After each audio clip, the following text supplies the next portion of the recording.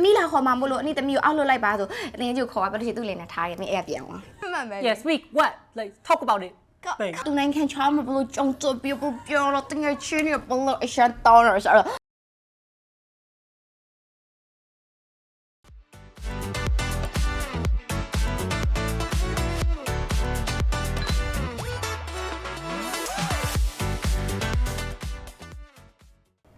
အားလုံးပဲမင်္ဂလာပါပွန်နီတို့တာ Date Show က Season 2ရောက်လာပြီပေါ့နော်ဆိုတော့ Season 1အားပေးခဲ့လို့လည်းကျေးဇူးအများကြီးတင်ပါတယ်ဆိုတော့ပွန်နီတို့ဒီ Season 2မှာဒါ Season 1တော့ပွန်နီတို့ကဒါfriend zone တို့ situationship ဘာညာအဲ့လိုလေပုံမတက်ထားတဲ့အခြေအနေတွေပြောခဲ့ရပေါ့နော်တော့ Season 2မှာကျတော့ပွန်နီတို့က relationship ကိုတမ်းပြီးမသွားသေးဘူးလေဆိုတော့ dating နဲ့ပတ်သက်တာတွေကိုဒီ season မှာပွန်နီကိုစပြီးတော့ပြောရပေါ့နော်ဆိုတော့ဒီ dating ကနေပြီး relationship ကိုတဖြည်းဖြည်းသွားမယ်ပေါ့ဆိုတော့ဒီ season မှာကျပွန်နီတို့ကdating လုပ်တဲ့အကြောင်းတွေပြောမယ်ဆိုတော့ဒီနေ့ season 2မှာကပွန်နီတို့ရဲ့ပထမအဆုံး season 2ရဲ့ guest ပေါ့နော်ပွန်နီနဲ့သူနဲ့ဆိုရင်ဒါပွန်နီဒါပြောရင်လူတွေတန်းတည်မှာနှစ်ယောက်ကတွဲမြင်တယ်အများနဲ့တပူးတွဲပဲအဲ့ဒီဆမနဲ့ပွန်နီနဲ့ကလည်းတော်တော်မဲ့တော်တက္ကသိုလ်တွေကတကယ်ကြီးရင်းနေသူကလည်းပွန်နီလိုပဲ influencer လုပ်နေရလို့ပွန်နီလိုမအောင်မြင်တဲ့ influencer တကယ်ကြီးကနေတွေ့မှာပေါ့နော်ဆိုတော့ပွန်နီရဲ့ဒီအောင်မြင်တဲ့ influencer တကယ်ကြီးကဘာတူလဲဆိုတော့သူကအရန်လဲလာတယ်I think so ပြီးတော့ vlog တွေပါလေအဲ့လိုမျိုးပွန်နီလိုမျိုးလုပ်တယ်ဆိုတော့ပွန်နီကအရန်ချရတဲ့တကယ်ချင်းခေနာကျော် L ကိုဖိတ်ခေါ်လိုက်ပါတယ်တခြားဘက်မှာထားရရှိသေးတယ်သမီးလေးပြန်လာပြီလားဒီနေ့တော့အเจ้าမှာအဆင်ပြေခဲ့ရလားဒီလိုပါပဲတငယ်ချင်းနေနဲ့ဆော့လိုက်မုတ်စားလိုက်နဲ့အဆင်ပြေပါရဲ့လာဟုတ်တယ်အမအဲ့လာရင်ကျမသိငါဘူလီမာကြီးချနေဘူလီရမ်းလောက်တာလေအားလုံးပဲမင်္ဂလာပါအဘဆိုကဲကျမသူကပွန်နေတယ်အခုမှလာတွေ့ရမတွေ့ရတကယ်ကြပြီတကယ်ဟုတ်ကြပြီမတွေ့ရတစ်လားနှစ်လားလောက်ရှိအဲ့လောက်ရှိပြီဒီနေ့ဒါလုံးမှပဲတွေ့ရဆိုတော့လောဘာလို့ဖြစ်နေပြောပါဦးဒီလောကတော့ထုံးစံတိုင်းဒီ catalog ပေါ့ catalog ဒီပြီး trial vlog ဒီ and then commercial လုပ်တယ်great ဆိုတော့တကယ်ကြဘာညာလဲအောင်မင်းနဲ့တကယ်ကြီးဆိုတာညကတော့လာကြည့်ချစ်ကြဝန်တော့ဆိုတော့ဒီနေ့ပွန်ဒီရဲ့ဒီ topic လေးကကြတော့ what is dating အကြောင်းမှာပြောမှာ dating နဲ့ပတ်သက်ပြီးပြောမှာပေါ့နော်ဆိုတော့ဒီ dating ကနေလို့ relationship ကလာရလို့တွားတဲ့ဟာတွေကိုဒီနေ့ဒါပြောမှာပေါ့နော်ဆိုတော့ကဲစမိုင်း what is dating for you elder dating ကအဲ့လို relationship မတိုင်ခင်ပေါ့တောင်းနေကြအဲ့လိုမျိုး intimate နည်းနည်းတီးအောင်တီးချွန်းဝင်အောင်သူရဲ့preference တွေ dislike like တွေလိုမျိုးတွေပေါ့တီးရဲ့ stage လေးလို့ el ကတော့ထင်ပါတယ်ပွန်ဒီလဲသူပြောလို့ပါ copy လိုက်တော့မှာနော်သူပြောလို့ပါအဲ့လိုမျိုး dating ကာလကကြတော့ဒါ relationship မဖြစ်ခင်ကြတော့ dating အရင်လုပ်ကြည့်ဖို့လို့အရေးကြီးရယ်လေလိုအပ်တယ်လိုအပ်တယ်လို့လွယ်ဆိုတော့ဒီခုနပြောခဲ့လို့ပဲ dating လုပ်ဖို့ကကြတော့ relationship မစခင်အရေးကြီးရပေါ့နော်ဆိုတော့ဘာလို့အရေးကြီးရထင်တယ်သူရဲ့ importance ကဘာဖြစ်မလဲဘာလို့ရေးကြည့်ရခြင်းလဲဆိုတော့အဲ့လိုတယောက်ကြောက်တယောက်ကိုတေချာမသိဘဲနဲ့ relationship ကို one time ဆိုပြီး commitment လုပ်လိုက်တဲ့အခါကျရင်တလွဲကြီးဖြစ်သွားနိုင်တယ်။အဲ relationship လောက commitment ချစ်တယ်လို့ပြောပြီးတော့မှမချစ်တော့လို့သွားလို့မရဘူးလေ။အဲ့တော့အဲ့ချိန်မှာ dating မှာနည်းနည်းလေးနားလည်မှုလေးတွေယူဖို့တွေပါတဲ့အတွက်ကတော့အဲ့ဒါအရေးကြီးလို့ထင်ပါတယ်။တောင်းစားပြောလို့ရပါဘူး။ဘယ်လိုဖြစ်လို့အဲ့လောက်ကြီး formal ဖြစ်နေ။မရဘူး။ရှင်ကျေးရဲ့ခေဒါရင်ကျေးခေရတဲ့နေ့တည်းလည်းဖြစ်နေတာပေါ့နော်။ကလေးမလေးကင်မရာရှိုင်းနေဆိုဝန်နေလည်းခုနကသူပြောလေစကားပြောဆက်ရမယ်ဆိုဝန်နေဒီ dating ရလေ relationship သွားမယ်ဆိုလို့ရှိရင် dating ကလေလုပ်တယ်အရန်ရေးကြည့်အဲ့လိုမျိုးကိုနေက dating မလုပ်ဘဲ relationship တန်းသွားပြီးမှားတဲ့အမားရတော့ဒီနောက်ပိုင်းမှာသူနဲ့ကိုနေဆက်ပြီးပြောမယ်ပေါ့နော်နေအောင်တော့လေအမားများနဲ့ငွေချင်းများဆိုတော့လေနေတဲ့တိတ်ကာလတွေကအောက်ဖက်ရမနေဘူးလေဆိုတော့ပုံရလို့ပဲပုံရသူပြောလို့ပဲ dating ကာလက relationship ခုံကူဖို့တော့ကြတာအရန်အရေးကြီးဘာလို့လဲဆိုတော့ဒီ dating ကာလမှာလူတယောက်နဲ့ပတ်သက်ပြီးတော့ကိုကသူ့အချက်တွေကိုဘယ်ဟာကိုကြိုက်လဲဘယ်ဟာကိုမကြိုက်ဘူးလဲဆုံးဖြတ်လို့ရဆိုသူကလည်းကိုကိုဆုံးဖြတ်ရပါတယ်မှာသူ့ကိုတော့ငါဒါကြိုက်တယ်ဟုတ်တယ်ဒါတော့ငါမကြိုက်ဘူးလို့လေးလာခွင့်ပေးတာပေါ့အဲ့ဒါတော့အရန်ရေးကြီးရယ်ဒါဆိုသူပြောခဲ့တယ် relationship ဖြစ်သွားပြီးတော့မှနင်ကချစ်တော့အဲ့ဒါရမကြိုက်ဘူးဆိုရင်တော့ဆုံးသက်လို့မကောင်းလေဟို dating ကာလကကြတော့မကြိုက်လဲမကြိုက်တော့ဘယ်လိုပြောလို့ရတယ်။ညာအဲ့ဒါတခုရှင်ဒါပေမဲ့နင်နဲ့ငါတခုဆို attach လေတဲ့လူတွေဆိုအရန်ကွာ rush တာတခုဆိုမရဆိုပြီးတော့ကတ်ဖတ်ကနေပြီးလို့ရှင်မကြိုက်တော့ဘူးဆိုအဲ့လိုမျိုးအဲ့ဆိုတော့ဒီငါတို့ဒီဘက်မှာ dating နဲ့ relationship မှာကွာခြားချက်လေးတွေဘာရှိမလဲ dating မှာကကြတော့ dating ဖြစ်နေတဲ့အတွက်ကြောင့်မလို့အဲ့ကာလမှာကကိုတခြား option တွေရှိရကွာကိုတွေးချင်တဲ့သူတွေစကားပြောချင်တဲ့သူတွေနဲ့ပြောလို့ရတယ် relationship ဖြစ်သွားပြီဆိုလို့ရှိရင်ကျတော့ဒီတယောက်တည်းအတွက်ပဲ commitment လုပ်ထားဆိုအဲ့တက်ကိုပို့ချိန်ပေးရမှာအဲ့ဆိုနေ dating ကားလာမှာတော်တော်များများတွေ့ရပေါ့ငါကတော့ငါအတွက်ဆိုလို့ရှိရင်ငါရဲ့ personal feeling ဆိုလို့ရှိရင်ငါ dating ဆိုဒီတယောက်ကို dating လို့သတ်မှတ်ထားပြီဆိုလို့ရှိရင်သူနဲ့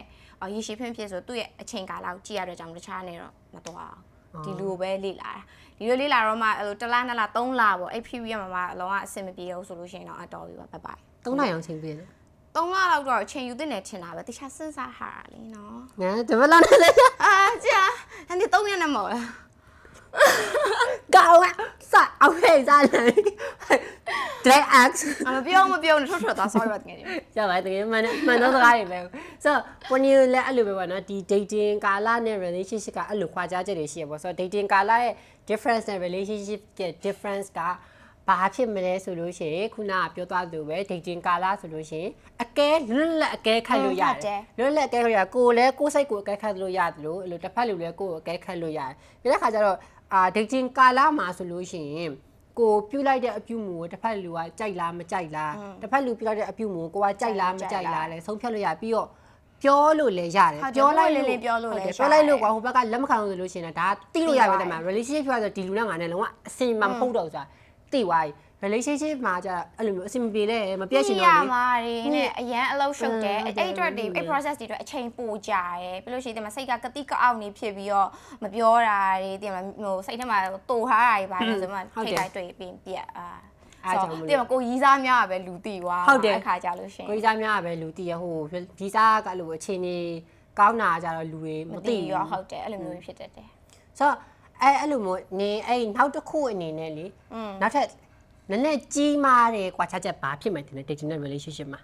dating နဲ့ relationship မှာကြီးမားကွာခြားချက်အဲ့ commitment ပဲမဟုတ်ဘူးလားပြောလေအဲ့လေ commitment ပဲ Yes week what like talk about it commitment ကိုဘာက relationship ကကြောင့် commitment ပေးလိုက်ပြီဆိုလို့ရှိရင်ကကြတော့ဒါပေမဲ့အဲ့ဒါကြောင့်လည်းဘာလဲ marriage နဲ့မဆိုင်ပါဘူး commitment ပေးလိုက်ရင်သူနဲ့ရေရှည် long term ကြီးဖြစ်သွားမှာ long term ကြီးဖြစ်သွားမှာအဲ့ခါကျတော့ရှင်ခုနပြောသလိုပဲကိုကအရင် rush လိုက်ပြီးတော့ commitment သွားပြောလိုက်မယ်ဆိုလို့ရှိရင်ကြတော့အကဲအစင်မပြေလို့ပြတ်တယ်ဆိုလို့ရှိရင်တွဲပြန်ပြီးတယောက်ပြီးတယောက်တွဲနေရပဲဆိုရီးစားများဖြစ်မှာ dating stage မှာကကြောင့်ကဘယ်လိုရွေးချယ်စရာကြီးလဲရှေ့အတွက်ကြောင့်မလို့နာမည်လဲနည်းနည်း image လဲပြတ်စရာမလိုကွာ IMG ဟိုတချို့ကျတော့လေ dating နဲ့တွဲသလိုလိုဘာလိုလိုတွေနဲ့ဖြစ်ပြီးတော့ feed တက်ပြီးတော့လေငါလေတည့်ရလေနေ့ဝင်ပြောနေကြည့်ပြီးတော့ဟုတ်လားဟာဒါကလည်းလာကြည့်ရလေဘာလဲငါရမ်းချစ်တဲ့တငယ်ချင်း不是ဆိုရ尤其ခေါင်းထဲက blank နေဖြစ်သွားအဲ့လိုပေါ့ပုံနည်းအတွက်ဆိုလို့ရှိရင်လည်းဒီ commitment ကအဲ့အတိုင်းပဲဟို dating ဆိုလို့ရှိရင်เนาะ commitment ကတိတ်အရင်ပေးကြမလို့ဘူးပေါ့ဟို relationship ကြတော့ commitment ပေးရတယ်ဆို commitment ပေးရမှာကြောက်တဲ့လူကကြတော့ dating ကာလမှာနည်းနည်းဆုံးဖြတ်လို့ရတယ်ဒီလူကငါ commitment ပေးခြင်းတဲ့လူလားမပေးခြင်းတဲ့လူလားအဲ့ဒါတခုပြောလို့ရတယ် commitment အရန်အရေးကြီးရယ်ဟုတ်တယ်ပြီးတဲ့ခါကျတော့ရှင်ပုံနေတော့ပေါ့အဲ့လိုမျိုး relationship ကာလဆိုလို့ရှိရင်ကြတော့ဘယ်လိုပြောမလဲတခုခုကိုအဆုံးတတ်ဖို့ဆိုလို့ရှိရင်လည်းအရင်စဉ်းစားရတယ်လေဘာလို့ဆိုတစ်ဖက်လူရောကိုရောနားချင်းမှာပေးထားတာတိဆောက်ထားတဲ့အဲ့လို situation တွေရှိမယ်ကွာတဲ့ပြည့်ဟိုကြောက်ပိုတိလာမယ်အဲ့လိုမျိုးတွေလည်းဖြစ်တာအဲ့တော့ကောင်းတာမကောင်းတာပိုပြီးဂျွန်တွဲသွားတော့လက်လို့ဖွင့်မလို့ဖွင့်နေမှာနာကျင်တဲ့နာကျင်တဲ့နင်ဂျာနာကျင်တဲ့နင်ဂျာဖြစ်ကုန်မှာဒီတင်းရကြတဲ့မှာမကြိုက်ဘူးဆိုရင်နင်ကမကြိုက်ဘူးနော်โอเคဘိုင်းဒန်းဒါအဲ့လိုဖြစ်သွားအဲ့လိုနည်းနည်းအဆုံးသတ်လို့လွယ်တယ်ပေါ့နော်ဆိုတော့အဲ့ဒါလေးတစ်ခုကတော့ dating နဲ့ relationship က big difference ဆိုပြန်ကောက်မယ်ဆိုလို့ရှိရင်ခုနကလိုအဆုံးသတ်တာလည်းဆုံးသတ်ရလွယ်တယ် commitment မပေးချင်ဘူးဆိုလို့ရှိရင်လည်းရတယ်ပေါ့နော်ဆိုတော့ဒီကောင်းလေးလိုချင်နေဆိုရင်တော့ဘုန်းကြီးအထိမ်းမှာပဲရှာပါနော်ဒီမှာလို့ရှာမှာအပေးပါဘုန်းလေးရှာလိုက်အောင်နော်ငါတွေ့နေလို့ရှိပါတယ်ဟုတ်လားကျင်းတယ်လို့လားကျင်းတယ်လေတကယ်လားဟုတ်တယ်ကိုကနမင်းကောက်ကြတော့တူတူလေးပြောရတယ်တူတူလေးမိတ်တယ်ကောင်းတယ်ဆိုတော့ဒါကဘုန်းကြီးတို့ဒီ relationship နဲ့ dating နဲ့လုံးဝ big difference ဆိုတော့အခုကကြတော့ဗာလဲဆိုဘုန်းကြီးတို့ဒါ relationship နဲ့ dating မှာလေလို့မဲ့ relationship မတိုင်ခင်ကွာ dating သွားတာဘာလို့ကောင်းတယ်ဟုတ်တယ် pros and cons ဘာလို့ကောင်းချက်တွေလဲဆိုတော့ဘုန်းကြီးတို့ပြောမယ် ကောင်းတာဆိုတာပေါ့ ကောင်းတာဆိုတာပေါ့ကောင်းတာဆိုတာဝေးမြမယ် ကျမရဲ့အစိုးတွေကိုတော့အရင်ဝင် ကောင်းတာရင်ပြောမယ်တကယ်ချင်းကြည်နေတဲ့လူတွေကဒိတ် အေး ဆို ပေါ့အားရှိဖို့အတွက်က ဟုတ်ဆိုပုံညဒီမာလေးကအခုလူငယ်ကြတော့မျက်စိပွင့်လာပါတယ်ဒါပေမဲ့တချို့ကြတော့အဲ့လို dating ဆိုအောင်နားမလည်ဘူးကွာတန်းတွေ့တန်းကြိုက်တန်း relationship ဖြစ်သွားတာမျိုးရှိရဆိုတော့ပုံညဒီဟာကြတော့ဒီအပိုင်းကကြတော့လူမျိုးဘာလို့ date လုပ်တင်လဲဆိုတော့ date လုပ်ခြင်းရဲ့ကောင်းကျိုးကောင်းချက် လုပ်ဖို့လုပ်တင်လဲကွာ ဘာလို့လုပ်တင်လဲဆိုတော့ဟုတ်တယ်အဲ့ဒါဘာလို့လုပ်တင်လဲဆိုတော့ပေါ့နော်ပုံညကအဲ့ဒါကိုပြောမှာဖြစ်ပါတယ်ဆိုတော့ကမလေးကောင်းလေးမကောင်းမကြီး ကောင်းမငယ် ဆိုတော့ဒီငါတို့ဒီ relationship ကာလကိုတန်းမကူခင်ဘာလို့ date လုပ်တယ်ဆိုတာကပေါ့နော် ကောင်းတဲ့အချက်တွေရှိမယ်ပြောလို့ ကောင်းတဲ့အချက်တွေအော်ငါလှုပ်ရင်းနဲ့တောက်တယ်ဟော ငါပြောမှာပေါ့ ကောင်းတဲ့အချက်တွေကဘာလဲဆိုတော့အဲ့လိုဒီ relationship ကိုကအခုနောက်ပိုင်းဆိုလို့ရှိရင်အခုနောက်ပိုင်းလူငယ်တွေကတော့ dating နဲ့ကတိတ်မစိမ့်တော့ဘူးပေါ့အဲ့လိုခေတ်တော့ဆိုလို့ရှိရင် dating နဲ့ relationship ဆိုလို့ရှိရင်လုံးထွေးနေအပြင်မှာတစ်ခါတော့တွေ့ပဲနဲ့ဟီဟီဟီဟီဆို relationship ဖြစ်သွားအောင်ဆိုတော့ပြီးလို့ရှိရင်ဟိုလဲရောက်ကော၅ပါးတွေမှနော်တင်မောတစ်စီလုံးမြောက်အဲ့လိုမျိုးဖြစ်တာဆိုတော့အကယ်၍ဒီ relationship မသွားခင်မှာ dating ကိုလုပ်ကြည့်ရတဲ့အကြောင်းရင်းdating ကိုလုပ်တင်တာဘာလို့လဲဆိုတော့တယောက်အကြောင်းတယောက်နားလဲအောင်လို့ပေါ့နော်။ तू ဘာကြိုက်လဲ तू ဘာဟိုအဖြူရောင်ကြိုက်တယ်အမဲရောင်ကြိုက်တယ်ကိုပြောတာမဟုတ်ဘူးကွာသိလား။သူ့ရဲ့ favorite တွေဘာတွေပေါ့နော်အဲ့လိုမျိုး तू ရဲ့ဝါသနာရဲ့ဘာလဲကိုနဲ့ကိုက်ညီရဲ့လားဟိုကြောက်က extrovert ဖြစ်ဖြစ်တောက်ကအိမ်ထဲမှာ AC နေရတဲ့ဟာမျိုးဆိုကီးမကိုက်တော့ဘူးကွာ။အဲ့ခါမျိုးကြားလို့ရှိရင် dating ကိုဘယ်ပြောမလဲ။လုပ်တင်တယ်။လုပ်တင်တာမဟုတ်ဘူးလေ။အဲ့ dating မှာပဲအဲ့ဒါတွေကိုလေ့လာတင်တယ်။ဘယ်လိုပဲမောသွားမနေသင့်ကွာတရက်နှစ်ရက်လောက်လေးတွေ့ပြီးတော့ကွာတေးချာလေးအဲ့လိုမျိုးဆုံးဖြတ်တင်တယ်လို့ထင်တာဟုတ်တယ်မှန်တယ်ဘောနော်ဒီဘက်အော်ငယ်ချင်းကြည့်ရောအဲ့လိုမတဲ့ကွာနော်ဟုတ်ပါရဲ့မှန်ပါတယ်ဟုတ်တယ်အဲ့လိုပဲပုံညို့ပဲ dating ကာလမှာပေါ့နော် relationship ကိုဘာလို့ခုံပြီးတော့ကူမသွားတင်လဲဆိုတော့ကောင်းချက်ကအဲ့လိုတောင်းတောင်းခုနကလို့အရှိမှလည်းပြောခဲ့ပါဒီစကားတွေကဘယ်လိုမျိုးတောင်းလေးလာလို့ရတယ်ပေါ့နော်သူကြိုက်မကြိုက်ပြီးတော့ဒီမှာလေပုံညို့ကဒါအသက်ငယ်တဲ့ရွယ်မဟုတ်တော့ဆိုတော့လေဟိုဖတ်တာကိုပိုလေးဘလို့လေလာနားလေမမနဲ့နော်ဟိုဝိုင်းမစဲကြနဲ့ဟိုအလုတ်ကင်လေကြည်ရတယ်ဟုတ်တယ်အယမ်းမှန်တယ်ကိုကဟဲ့ဒါမင်းယောက်ျားလေးမင်းကလေးမဆိုင်ဘူးဟိုခုကမှယောက်ျားလေးလို့ရမင်းကလေးလို့တယ်ဆိုတော့တယောက်ကအလုံးလုံးနေပြီးနောက်တယောက်ကအလုံးမလုံးနေဘူးဆိုလို့ရှိရင်လေမကောင်းအဲ့ဒါကွာဒီမှာလူတယောက်ကယောက်ျားပဲဖြစ်မှပဲပြင်းနေဆိုလို့ရှိရင်လေ relationship ကာလမှာလည်းအဲ့လိုကပြင်းမှာပဲအိမ်အောင်ကြွားလို့ပြင်းတယ်အလုံးမလုံးတော့အချိန်နေပိုနေရောလေသိရမလားဟိုဗာလဲပြဿနာရှာမယ်ရင့်မယ်အဲ့လိုမျိုး तू ကလည်း तू အလုပ်တွေရှိနေကြမှာ तू career focus လည်းရှိမယ်တယောက်အချိန်ပြရလို့ညှိနှိုင်းလို့အဆင်ပြေတယောက်ကအဲ့လိုမျိုးတခုခုကြီးမှာလက်ဟာနေရဆိုလို့ရှိရင်လည်းအဆင်မပြေနိုင်အဆင်မပြေအားကြောင့်မို့လေအဲ့လေငါပြောချင်တာကြားလိုက်ပြဘာလို့ဆိုအဲ့လိုမျိုးပေါ့နော်အလုံးရှိတဲ့လူကိုအဲ့လိုမျိုးတိတ်ချာကြည့်နေတယ်ပေါ့သိရမလားဘာလို့ဆိုတော့သူ့ရဲ့အလုပ်ပေါ်ထားတဲ့စိတ်ကလည်းအဆန်ဘယ်လောက်ရလဲမရလားထက်ကွာသူ့ရဲ့ potential ကိုကြည့်ရမှာကိုယ်ရွယ်ဆိုလို့ရှိရင်ပေါ့နော်ဟိုစိုက်ကြောတက်လေးတွေကတော့တိတ်ချာမရှိဘူးဒါပေမဲ့ချို့ရင်ဆရာတက်ရွယ်ရလို့လည်းမရှိဘူးတော်တော်မယ်ပါစဉ်းစားလို့ရှိရင်တော့အဲ့လိုမျိုးပေါ့လောက်ရမှာပေါ့အဲ့ဒါဟုတ်တယ်မဟုတ် dating ကာလမှာတဲ့ဟိုကသိရမှာလူကြောက်က तू ကလို့အကောင်ကအလုပ်ရှိလားမရှိဘူးလားကောင်မဆိုလို့ရှိရင်ကောင်မဘာလုပ်လဲအရေးကြီးတယ်လေဘာလို့ဆိုဟိုပတ်ဆက်များလာဟာရလည်းမဟုတ်ဘူးလေဆိုလူကြောက်ကပတ်ဆက်ဖြုတ်နေဆိုပတ်ဆက်ရှာတတ်ကြမယ်ကွယ်ဒီမှာကြက်လူတွေမှာ high so သေးသားသမီးတွေလည်းရှိမှာသေးသားသမီးလည်းတော့လောက်ကြမှာပဲနော်သေးသားသမီးလည်းလောက်ပါတယ်လောက်ပါတယ်ဘာလို့ဆိုဒီရှိရတာရဲ့မိသားစုရှိရငွေဒါတလောက်ဆိုလို့ရှိရင်ကိုနောင်မျိုးဆိုတော့တလောက်ပွားနိုင်တဲ့လူကအရေးချင်းရှိအောင်မှအဲ့လူကလည်းဒါ dating နဲ့တွားလို့လည်းကောင်းလို့ခုံကွဲပေါင်းနေတော့မှပုံနေတာစင် dating နဲ့တွားလို့လည်းကောင်းတယ်လို့ပုံနေတော့ဒါယောက်ျားလိုပဲထိုင်နေမှာနော်dating နဲ့တွားလို့လည်းကောင်းတယ် relationship ဖြစ်မယ်ဆိုလဲကွာကိုတွဲစော်ဖြစ်ဘဲဖြစ်စောက်ပြေးမဟုတ်ဘူး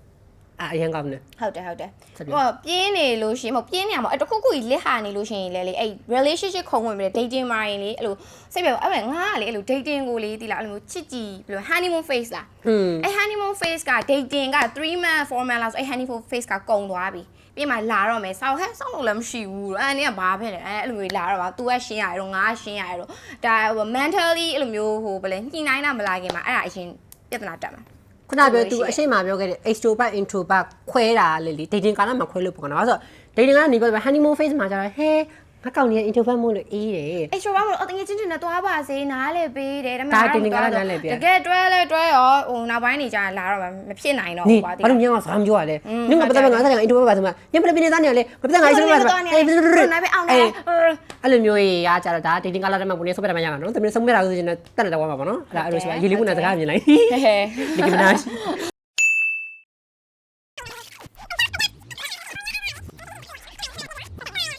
ဆိုတော့အကောင်းတွေကိုပြောပြပြီးဆိုတော့ပေါ့နော်ဒီ relationship မတိုင်ခင် dating မလုပ်မိလို့အစိုးရကြုံနေဟာမျိုးပေါ့နော်အဲ့ဒါကတော့တတိတသက်ဟိုလိုက်ချမပေးဘူးကိုရီးရဲ့ experience လေးတွေနဲ့ပြောပြမှာပေါ့နော်အဲ့တော့ ဟုတ်မလားဟာလို့လား why so there was this boy there was a boy ငိုမလိုက်ရှိမလားတကယ်ချင်း ချစ်ကဘယ်လိုလဲသူကိုပူနီသဘောကျတယ်ပူနီသဘောကျတယ်ပူနီတို့အမှန်ဆိုကွာဘာလို့ dating ကာလကိုများများထားသိနေဆိုတော့ဒီမှာစိုးကြပြပြမယ်နော်ဘာလို့ dating ကာလများများမထားလိုက်လဲစိုးကြကဘာလဲဆိုလို့ရှိရင် first date ပြီးတော့ကွာ second date မှာသူနဲ့ပူနီနှစ်ယောက်တော့ relationship ကိုခုံကူးလို့ဆုံးဖြတ်လိုက်တယ်ပြီးလဲပြောအဲ့ relationship ကနှစ်လတောင်မပြည့်သေးပဲနဲ့အန်းသွားတယ်ပြီးသွားတယ်ဘာလို့ပြီးသွားလဲဆိုတော့ပူနီတချို့အချက်တွေကိုလည်း तू ကမကြိုက်ဘူးအဲ့ဒါတွေအတွက်လည်းပူနီကပြည့်မယ်ဆိုတော့လည်း तू ကမပြင်းချင်ဘူးကွာဆိုတော့ပူနီကရှေ့ရက်နဲ့ကွယ် तू ကလန်ခွဲချင်တယ်ဆိုတော့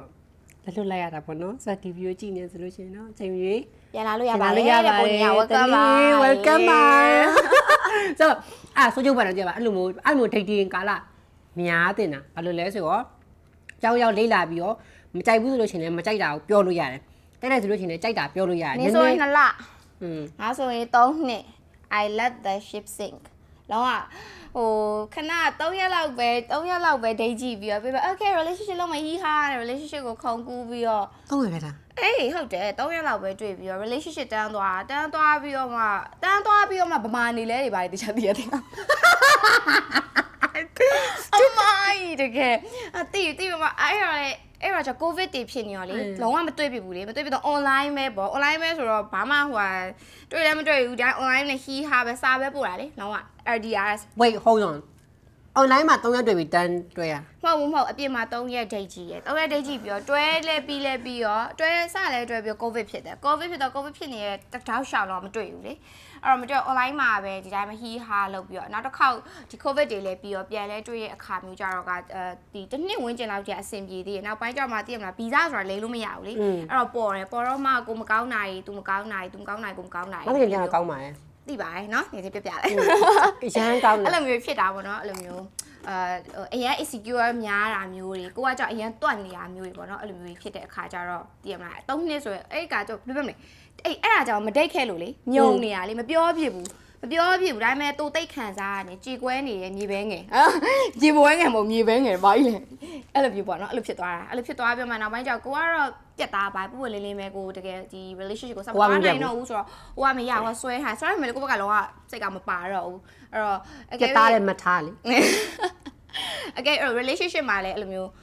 အချိန်ကြာတယ်ဆိုပြီးတော့လည်းအဲ့လိုမျိုးကြီးကွာ let that ship sink မလုပ်ပါနဲ့အဲ့လိုမျိုးသိရမလားကိုပြက်ဆန်ရှိကိုတက်လောအဆင်ပြေဆိုလို့ရှိရင်ပြက်လိုက်အဲ့လိုမျိုးပေါ့ဒါပေမဲ့အဲ့ဒါမသွားခင်တော့ဒီမျိုးကြီး3နှစ်4နှစ်တည်းမသွားခင်တော့အဓိကတော့ dating ကိုတေချာလေးလုပ်ကြည့်ဖို့အဲ့ကတော့အကြံပေးချင်ပါတယ်အဲ့လိုမျိုးအမကြီးလိုမျိုးလည်းမမားစီဖို့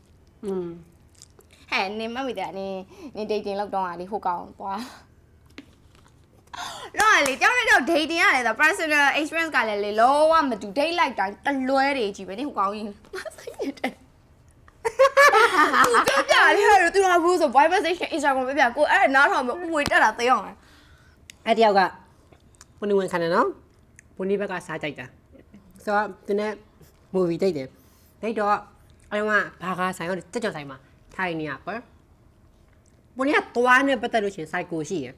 ကိုကိုယ်တိုင်လည်းသွားကိုတန်ရှောင်းလုပ်တယ်ဆိုတော့ငါစတော့တန်နေတယ်တန်နေအရင်လားကဲ့ပါဆိုတော့ဟဲ့ပြောတဲ့ကောင်မတန်ကပြောတယ်ကဲ့တယ်ပြောတဲ့ကောင်မခေါ်စမကြီးကဲ့အဲ့ကြောင့်မလို့အဲ့ကအဲ့တယောက်ကရှင်းမထိုင်မသူရှိလေလိုက်ကောသွားမှာလေအဲ့ဟိုသွားသိချင်မတိုက်တော့ကွာအဝါအဖက်တွေကြီးတော့ပေးတချီကဲ့ရဲငါလေကြည့်ပါသူစကားပဲချင်လို့ငါအဘဆောက်ကိုပဲဆက်ရောက်နေသွားကြလေငါသူနှခမ်းကိုနမ်းနေလို့ကြည့်ရတယ်ငါရဲ့စိတ်ထဲမှာဂျက်ရှင်ငါအသွားရေးလို့ရုပ်ရှင်နဲ့မှအဲ့ကိစ္စကောင်ငါကမစုံနိုင်လို့ဆိုရလေအဲ့လိုမျိုးဟုတ်ပါရဲ့အမဟဲငါအဲ့ငါထားပြန်ချင်သွားမပြီးသေးဘူးနော်ရုပ်ရှင်ကြည့်မယ်ဆိုတော့အိမ်တော်သူကချူပေါက်ရှင်လို့တဲ့ချူပေါက်ရှင်နဲ့အိမ်တော်မှာလေငါအဲ့လိုသွားပြောလိုက်တယ်သွားတယ်15မိနစ်လောက်ကြာတော့ရုပ်ရှင်စတော့ပြန်ရောက်လာပောက်ပြီးလားဆိုတော့အိမ်သားရှာမသိလို့လိုက်ခဲ့ပါလား so dumb ငါတဲ့အသက်ကြီးရဲ့ဆိုတော့အေးပေါ့ဒါလေးကောင်းမယ်ထင်တယ်ထင်နေရမတငယ်ချင်းရဲ့မပြည့်ဘူးအိမ်သားတော့ရှာမတွေ့ဘူးဆိုတော့ငါအမှ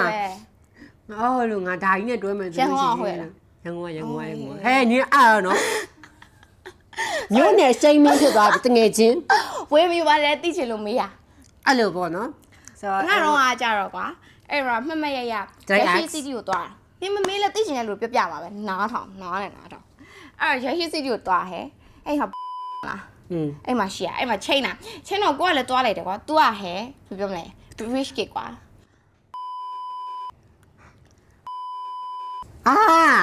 这 rich kid ကွာဆိုတော့ကျောင်းနိုင်ငံခြားမှာကျောင်းတက်ပဲပြန်လာတော့သူနိုင်ငံခြားမှာဘလို့ကျောင်းတက်ပြီးပြောတော့တကယ်ချင်းရဘလို့အရှန်တောင်းရဆိုတော့လေလေတိုင်းရဆိုတော့တရားရနေဝါ你我等下就熬起烧了。 sorry လေအဲ့လိုဖြစ်တာအဲ့ဒါနဲ့အဲ့ကိုတော့ဘာစားမလဲဆိုတော့ဈေးနှုန်းကြီးကြီးလိုက်တော့လေကွာတိလားဟိုကိုရီလိုပေါ့ပါတကယ်ချင်းသွားပြီးတော့ဟန်ကားလို့လေလို့ထက်ဈေးရမြင်နေအဲ့တော့ဘလောက်2018လားဆိုတော့ရှိပါကွာ ကြောင်းသားပဲရှိသေးတယ်တပတ်မှမမိုးရရင်တော့ အဲ့လိုမျိုးကွာဒါအဲ့နဲ့အဲ့ဆိုတစ်ခွက် smoothie ပဲဝယ်ရပါ smoothie မှာပေါ့9000လား8000လားမသိရမှာဟဲ့တော့ကြာနေကိုကတစ်ဖြည်းတစ်ဖြည်းစားပြီးတော့ကောင်းမသူရှိရစားသွားတာကြီးပဲဖြစ်နေတာလေငါလိုပြောရှင်းပြောမခံတာကိုပဲရှင်းလိုက်မယ်အဲ့ဒါနဲ့အေးလေးတစ်ခွက်ပဲမှာတော့စားပါရဲ့ mistake တွေပါစားပြီးတော့သူ့အမေကဘလို့ပေါ့နော်အခုဖြစ်ကလတ်ဆန်ထွက်လာတာတဲ့ဒီလွယ်အိတ်ပဲလွယ်လာတယ်ဆိုအဲ့ကိုထုတ်ပြ LV ဖြစ်ကလတ်ဆန်လွယ်လာတာငါအရန်တွေးတက်ဘာကောင်းလဲပြလဲပြောဒီခောက်အင်းကြီးရတယ်သူပေါ့ဘာဝယ်လာဆိုပြီလေတိလားဒီလိုကြီးလန်ပြတာထက်ကိုလေဇာရာတဲ့ Zara ကိုကြွားတာ ငါဘလို့မစက်ပြီးတစ်စက္ကန့်လေးရောက်အဲ့တော့မနေချင်တော့ငါတကယ်တော်မဲအဲ့လိုမျိုးစောင်းဝဲကြွားရကောင်နောက်တစ်ကောင်ရှိတယ်အဲ့လိုမျိုးပဲဗာလဲဟိုကဗာလဲဘာဘီကျူလိုက်ကြွေရဟဲ့တိလားဟိုသူ့အမေကဟိုရုံးကကားနဲ့ပဲလှုပ်လိုက်လို့သူ့ကားပြင်ထားလို့ဆိုပြီးတော့လာကြွေတဲ့ Mark ကျူးနေတဲ့ရုံးကကားပေါ့ပစီရဲငါ့ရောကကားပေါ်ပါစီရ तू ကဒီထက်ကောင်းတာလာကြိုးနေတာတဲ့ဘာလို့လောက်တောင်ကြွားရလဲအဲ့လိုဒိတ်တဲ့လူတွေဘာလို့ကြွားရလို့ရှိတီးခံတာလဲအဲ့တော့တီးမခံနိုင်ငါလည်းကြွားခဏခံမှုပဲလေ အဲ့လိုစိတ်ပြက် ပြီးအလုံးလည်းမလုပ်ဘူးနော်ကြွားတာကြွား ဟုတ်တယ်သူတို့ဟိုအဲ့ဒါလေမှတ်ရတယ် तू ကပြောအဲ့ကိုဘယ်လိုလူမျိုးသဘောကျလဲဆိုအားနဲ့ဟိုမိဘအားမကိုပဲနဲ့လို့ကို6ပေါ်ကိုရနိုင်ပြောလို့ဝင်ကောင်းကောင်းရှာနိုင်တဲ့လူမျိုးဆိုငါရွေးတယ်လို့လည်းအဲ့လိုလည်းပြောပြီးတော့နောက်လည်းကြောက်အဲ့ကိုဘယ်လို့အောင်အားလို့ကိုယ်လည်းမပြောလိုက်တယ်ဟုတ်တယ်ထင်မကြည့်ဘူးဟုတ်တယ်ငါဆိုလို့ရှိရင်တော့အဲ့တော့အတောက်ကဆိုလို့ရှိရင် तू ကလေဘာဖက်နဲ့စီကညာဖက်စီကငါ online shop အဲ့တော့မှားတဲ့ဖက်နဲ့ငါဖက်နဲ့စီက1000ခွဲပဲရှိတယ်သူစီကဖက်နဲ့ကဟိုလေဒီမှာ Nike တို့ Adidas ဈေးကြီးရဟာအေးပေါ့အဲ့တော့ចောင်းသားကိုမစီးနိုင်ဘူးလေ तू အဲ့ဒါကြီးစီးကြငါတင်ရလိုက်တာငါ့ဘောမှာအဲ့လောက်တင်နေဘူးကလေမရှိဘူးလဲပြောနောက်မှငါဘာပြန်ကြားလဲဆိုတကယ်ညစ်ကြီးစောက်ကြွေးကြီးပြီးကိုပြန်မဆက်နိုင်သေးဘူးလေ EDM Festival လက်မှတ်ဖို့အကျွေးတွေမျိုးသွားတဲ့အခါအဲ့ဒါလေငါတို့အတူ authentic တွေ replica ဆိုလည်းမသိသေးဘူးကွာတကယ်အဲ့တော့သူတို့အဟုတ်ကြီးစီအဟုတ်ကြီးပဲထင်တယ်အဟုတ်ကြီးလားမတုံးပါလေငါမအတူကြီးဖြစ်အဲ့လိုမျိုးကြီးပေါ့နော်ပြီးတော့နောက်ထပ်ဒါအလွဲမဟုတ်တယ်ဒီအမျိုးကြီးရလို့ပြောပြသူရဲ့ပုံနောက်ထပ်တကယ်ကြောက်ရှိတယ်သူပုံရပတ်ဆိုရင်အဲ့ကောင်မကိုဂျပန်ရောက်သွားအဲ့တော့ကကြည့်တော့သုံးယောက်လုံးကတပြိုင်တည်းဒိတ်တာဒိတ်တဲ့ရှိသွားဒိတ်ဖို့လို့ရောက်သွားအမေရတော့သုံးယောက်ပဲလွတ်တာနှစ်ယောက်သုံးယောက်လုံးကလည်းရုပ်ရှင်တွေကကြောက်တဲ့နေရာကြီးဆိုတော့အမေတွေဖုန်းဆက်လို့ရှိရင် movie date မဟုတ်ဘူးနော်သုံးယောက်လုံး movie date ငါ movie မဒိတ်ဘူးနော်အဲ့တော့အဲ့တော့နေက coffee date အေးဟုတ်တယ်အဲ့တော့ကြောင်ကြောင်ဖုန်းဆက်ပြောဟဲ့သူ့ပုံရဂူးလို့ခေါ်တာအိမ်နမဲဂူးအမေဖုန်းဆက်ခြင်းကလည်းနည်းရှယ်ပြောနော်အေးငါဖုန်းဆက်နည်းရှယ်ပြောဒီကတော့ကောက်ကိုလင်ကိုစီနဲ့တွေးကြဆိုတော့အဲ့ဒါပြောပတ်လဲရတာအဲ့အမေသူတို့အမေတွေဖုန်းဆက်လဲလိန်ပြောပေးရ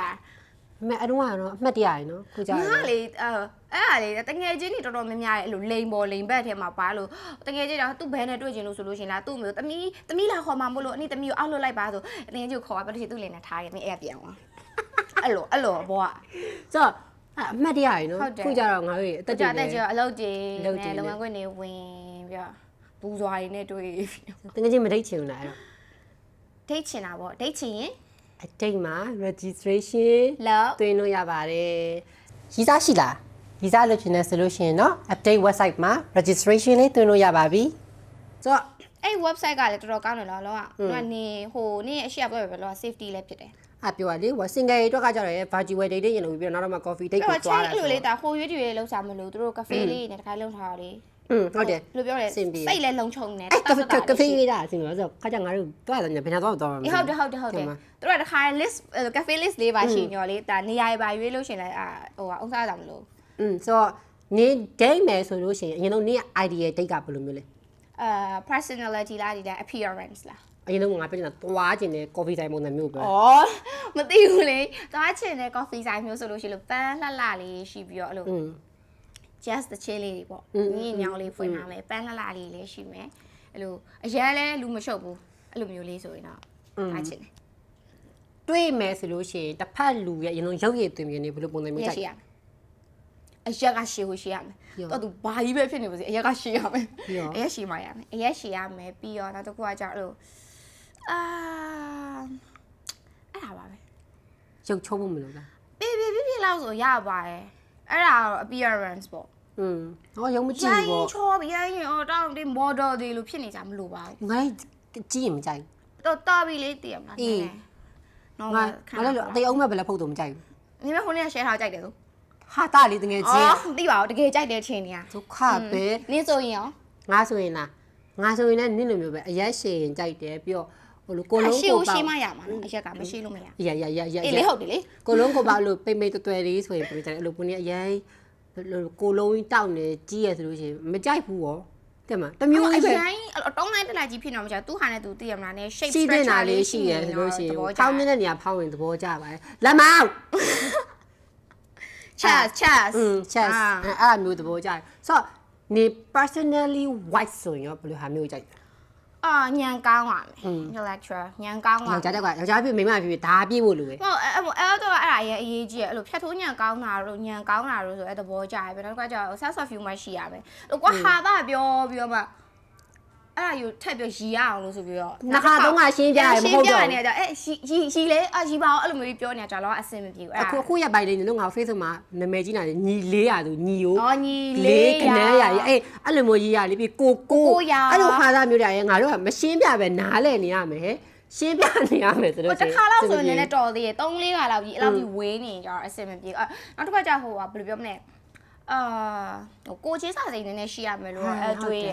အဲ့တွေ့သူညာမာတာဆိုရင်တော့ငါဘယ်လိုဖြစ်နေမှာပဲဆိုတာမျိုးပေါ့နော်တစ်ခါကဘယ်လိုခံစားနေမှာမသိပဲနဲ့အဲ့လိုမျိုးတော့အဲ့ဒါကြီးရနေရောအဲ့တိုင်းလည်းမလို့လည်းကောင်းမှတစ်ခုထည့်ပြောဟုတ်ပူနေအားကြောင့်ဟိုဟာနမတူရတော့ပြောမှာအလုတ်အေးတယ်အလုတ်တဲ့လူတော့ကြပါတယ်အလုတ်ကျိုးအဲ့လိုကွာအလုတ်ကျိုးစားလူအလုတ်ကျိုးစားဖို့မြန်ဆရာထက်တယ်နေလို့ပူနေမှန်တိုင်းပြောမယ်နော်ပူနီကဒါတော့အပွင့်လင်းဆုံးပြောတာဟိုတမင်းသက်အထင်မလို့နဲ့ပူနီကတော်တော်ရှာနိုင်တယ်ကွာဒီအလောက်ကပူနီမှန်တိုင်းပြောပူနီတော်တော်ရတယ်ဟိုလိုမျိုးကြီးတနေ့ရတဲ့စီရတာမဟုတ်ဘူးဟို like 10ကနန်းဝင်းကျင်တော့ရတယ်ကွာပုံမှန်တော့မဟုတ်ပါဘူးဒါမှန်တယ်ပြောအဲ့လိုရတယ်ဆိုပေမဲ့ပူနီတွဲလူကွာပူနီထက်ရနေလေလေကိစ္စမရှိဘူးအဓိကပူနီကသူ့အလုပ်လေးသူ့လုပ်သူ့ဘဝလေးသူကြောင်းနေတဲ့ပုံစံမျိုးသဘောကျသိရမလားဘသူကပိုရှာလို့ဘယ်လိုမျိုးဖြတ်မယ်ဆိုတာမရှိဘူးကွာမိဘပတ်စံသုံးဖြုံးတာတို့ flash ပြတာတို့တဲ့ကွာကိုဘယ်လောက်လုံးနိုင်နေဆိုတဲ့ဟာမျိုးပွန်နီထက်လို့မျိုးပတ်စံရှာနဲရဆိုလို့ရှိရင်လည်းကိစ္စမရှိဘူးပွန်နီထက်ညားရဆိုလည်းကိစ္စမရှိဘူးအဓိကဟိုအဲ့လိုအလုပ်လေးလုပ်နေရဆိုလို့ရှိရင်ပွန်နီကအဲ့လိုမျိုးသဘောကျပါဘောနော်ဆိုတော့စမန်တော့နေမတူတာငါပြောနော်တွဲပြီးဆိုလို့ရှိရင်လေနှစ်ယောက်တွဲနဲ့ဘာမှ improvement မရှိလာ relationship တော့တောင်းမရဟုတ်တယ်တွဲကြောက်အဲ့လိုမျိုးကွာဖေးမှပြီးတွန်းတင်ပေးနေရအဲ့လိုဒါပေမဲ့နေတကယ်ကြီးကိုကပြိုသူများဆိုလို့ရှိရင်စမပြေဘူးလေတဲ့မအဲ့ဒါတော့ဟဲ့အဲ့ဒါဘယ်လိုပြောမလဲကိုကပြောသူများရည်တယ်ဆိုလို့ရှိရင်လေဒါသူ့ရဲ့အကျင့်ပဲကွာတိလားဒါသူ့ထိုင်နဲ့သူကန်သွားအောင်ပါပဲကိုချစ်ပေးသလားကိုကောင်းမိတာအကုန်ကောင်းပေးပြီးသွားပြီအဲ့အတွက်နောက်လိုက်ရစားမရှိဘူးပြီးတော့မှဟို तू ကသွားပြီးတော့မှပြန်ပြီးနောက်လိုက်ရတော့တက်တာပဲလေဘာလို့လဲသဘောကောင်းပြီမလောင်ကျင်တော့လို့အေးဘော तू ကဒဏ်ရာတွေများတဲ့ကလေးဒဏ်ရာဘယ်လောက်ကွာနဲ့တကယ်ကြောင်းတုံးတွေကတလေးမလေ तू အဲ့လင်းကိစ္စတွေနဲ့ကျချောဒေါ်သားဖြစ်တာဆိုအဲ့လိုမျိုးတကယ်ကြီးဒေါ်သားတွေထွက်ရမယ်လူမျိုးတွေနဲ့ရှောင်မယ်ဆိုရင်အခုနင်း type လဲပြောလိုက်ပြီဆိုတော့အတိတ်မှာ registration လေးတွင်းသွားပြီးတော့လာရှင်းလင်ရှာလို့ရပါပြီဆိုတော့လာရှင်းနေမဟုတ်ဘူးလေအကုန်ရှာလို့ရရရှိ bisexual အကုန်ရှာလို့ရပါတယ်အထီးလဲရပါတယ်အမလဲရပါတယ်ဟုတ်တယ်မနေ့က LGBTQ+ လဲရပါတယ် she's bi like she goes both ways so oh wow ငါမဘိုင်တငယ်ချင်းတွေတော့များတာပဲဟုတ်ပူခါလာသွားတဲ့အထုံးနေထုံးနေပါလားဟုတ်လား so oh wow so အဲ့လိုမျိုးကနော်ပုံမျိုးဒီအတိတ်မှာ LGBT option ညာကျွန်တော် option အဲ့လိုမျိုးရှိရဆိုတော့ registration တင်ပြီးတဲ့ခါမှာဒီလိုချောမလာပါတဲ့ပရိသတ်ငယ်ချင်း what's your name again ခင်နာကျော် L နဲ့ sorry I'm drunk how did you forget Adele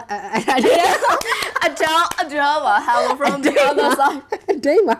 L နဲ့ Adele ပါ H နဲ့ဆိုလို့ရှိရင်ထိလို့ရပါတယ်ဆိုတော့ကန်ကောင်း collect ဖြစ်ကြပါတယ်ဆိုတော့ကျွန်တော်မလာနေ that's all black နင်းတော့လိုက်ပါဦးဆိုတော့ပြန်မတငယ်ချင်းကိုဒီတိုင်းလွှတ်လိုက်လို့မကောင်းဘူးလေဆိုတော့နင်းတော့လက်ဆောင်လော်စော်လေးတွေပြင်ဆင်တာပေါ့နော်လော်စော်ရဲ့တိတ်မကောင်းကြာ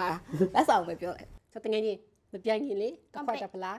cheers 往小啊，新先你先有没有到？对。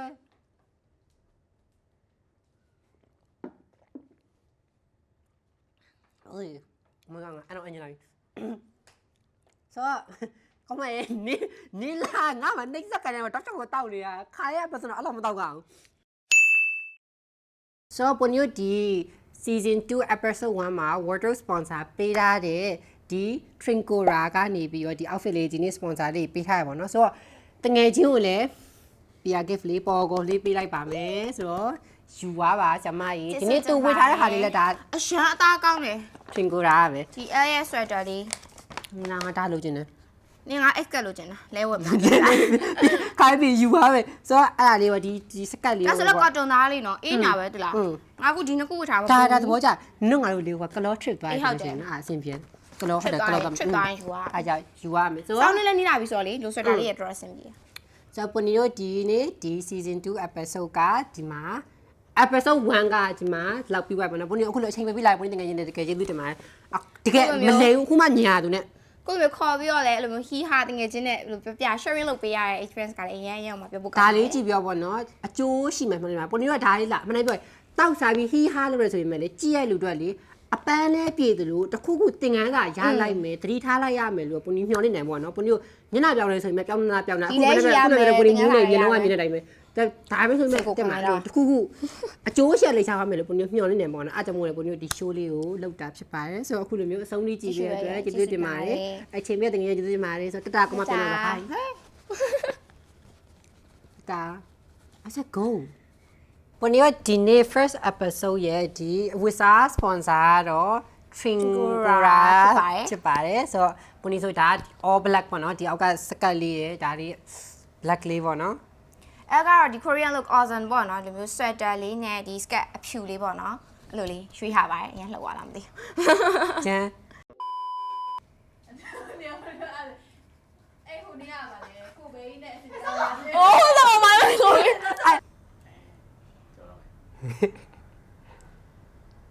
မင်းသမီးရခွလို့ပါဒီမှာတူတူဖွဲလေးရက်ွက်ထမလေးကဆို အိုးရပါတယ်နားလဲပါတယ် ဟုတ်ကဲ့ဟုတ်နေ